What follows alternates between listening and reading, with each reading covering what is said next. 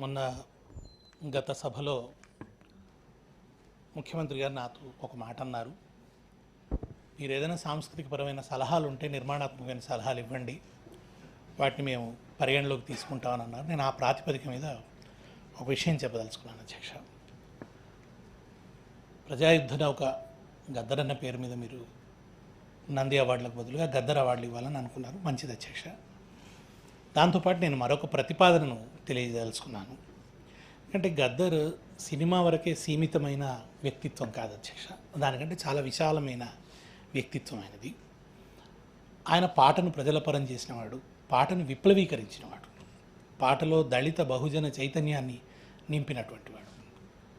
భూస్వామ్య రాజకీయాలు ఉంటాయి, పెట్టుబడిదారీ రాజకీయాలు ఉంటాయి, మతతత్వ రాజకీయాలు ఉంటాయి, జీతగాళ్ల రాజకీయాలను ముందడి తీసుకొచ్చినటువంటి వ్యక్తి గద్దర్. కనుక నా వైపు నుంచి ఒక ప్రతిపాదన ఏమిటంటే, గద్దర్ గారి పేరున జ్ఞానపీఠ అవార్డు స్థాయిలో, భారతదేశంలో జ్ఞానపీఠ అత్యున్నతమైన అవార్డు, ఆ జ్ఞానపీఠ అవార్డు స్థాయిలో లేదా అంతకు మించిన పారితోషికంతోనైనా ఒక జాతీయ స్థాయి అవార్డును ప్రభుత్వం వైపు నుంచి పెట్టవలసిందిగా నేను కోరుతున్నాను గద్దర్ అన్న పేరుతో.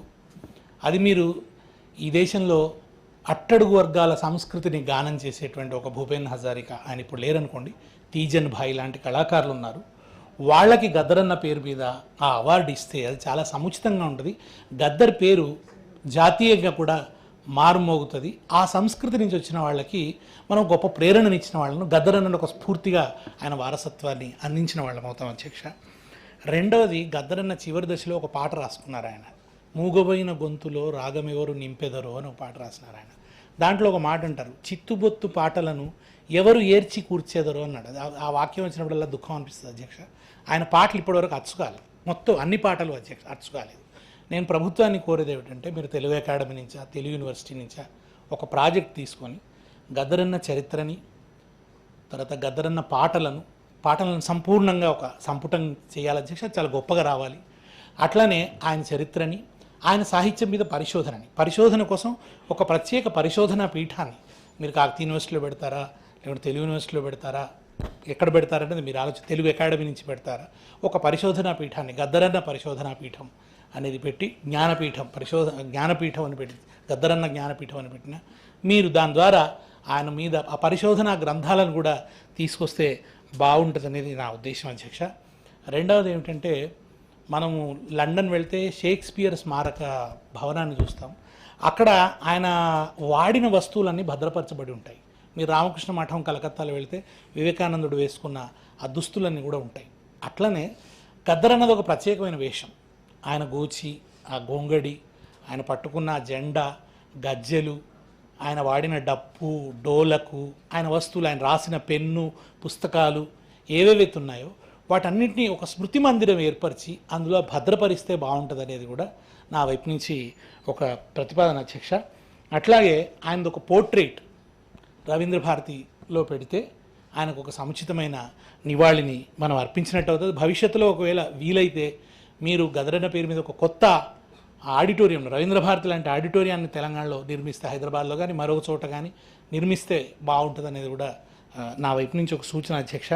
అట్లాగే ఆయన పుట్టిన ఊరు తూప్రాన్లో ప్రభుత్వమే ఒక విగ్రహాన్ని ప్రతిష్ఠిస్తే, ఆయన ప్రదర్శన ఇస్తున్న తీరుగా ఒక విగ్రహాన్ని ప్రతిష్ఠిస్తే బాగుంటుంది అధ్యక్ష. కనుక ఈ సూచనలు నేను ప్రభుత్వం ముందు ఉంచదలుచుకున్నాను. తద్వారా గద్దరన్నకి ఒక గొప్ప నివాళిని ఈ ప్రభుత్వం అర్పించినట్టుగా అవుతుంది అధ్యక్ష. గౌరవ మంత్రివర్యులు దేశపతి శ్రీనివాస్ గారు దానిలో గద్దరన్న పేరు మీద నంది అవార్డులని గద్దర్ అవార్డ్స్గా మార్చడం ఇప్పటికీ అనౌన్స్ చేయడం జరిగింది గౌరవ ముఖ్యమంత్రి గారు. దానికోసం సినిమాటోగ్రఫీ మినిస్టర్గా నేనే విధి విధానాలను రూపొందించడానికి ఒక కమిటీని వేస్తున్నాం. ప్రముఖ సినిమా రచయితలు కానీ మేధావులందరినీ కూడా ఇంక్లూడ్ చేసి ఒక కమిటీ, రేపేళ్ళని కమిటీ చేస్తున్నాం. గద్దరన్న ప్రజాయుద్ధ నౌక, తెలంగాణ ఉద్యమకారుడు, సామాజిక వర్గాల కోసం తన జీవితాన్ని దారపోసిన వ్యక్తి.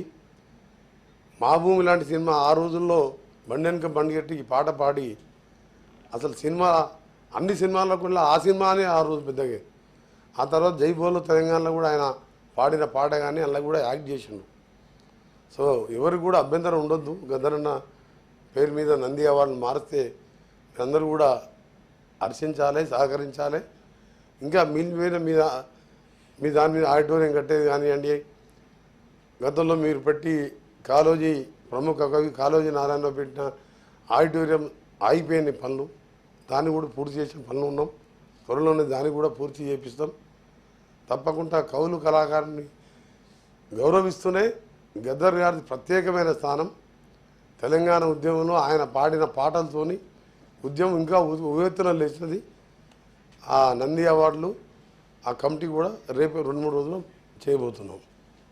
Now it is the time for petitions. Sri